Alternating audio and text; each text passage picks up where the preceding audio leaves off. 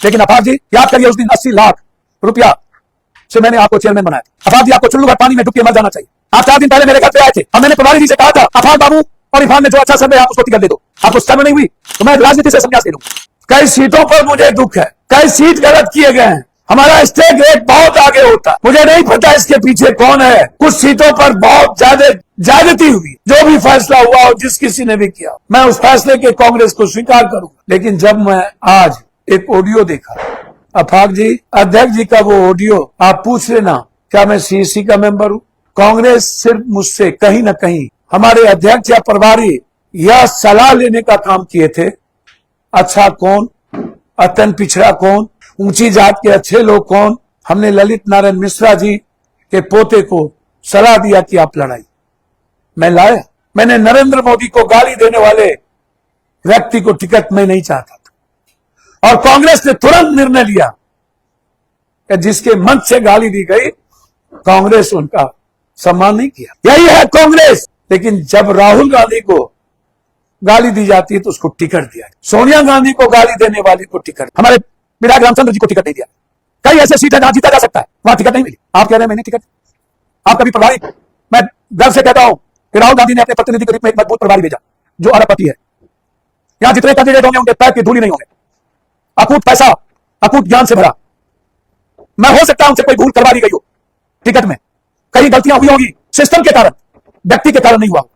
वह व्यक्ति कई व्यवस्थाओं के कारण कहीं कहीं चुप हुआ, उनकी आलोचना से कोई मतलब नहीं, यहां के लोगों से गलती हुई हो। लेकिन अफाक जी याद करिए, उस दिन 80 लाख रुपया से मैंने आपको चेयरमैन बनाया था, जब बिहार में 1 लाख रुपया किसी के पास नहीं होता था।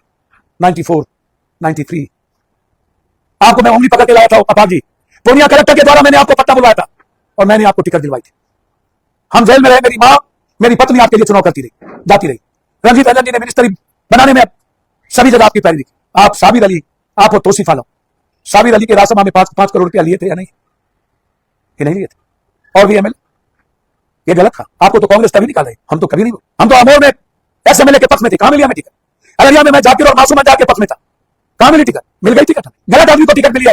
कोड़ा में मैं जानता हूं, गलत को टिकट मिला है, में खगड़िया में, फूलपरास में, सुपौल में, सही लड़का वो नहीं है, ऊपर से भेज दिया गया। मैं अपमानित महसूस कर रहा हूं, मैं वहां नहीं जाऊंगा।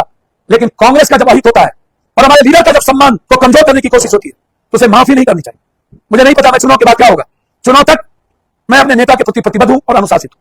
उसके बाद यह बात तो आएगी कि हमारे नेता को कमजोर किसने किया। अफाक जी, जिसको कांग्रेस ने टिकट दिया फुटा इरफान को, उसके पास शायद 10 कट्ठा जमीन नहीं, उसके पास चप्पल है, वह गरीब लड़का है जिसके पास चुनाव लड़ने के लिए पैसे नहीं हो।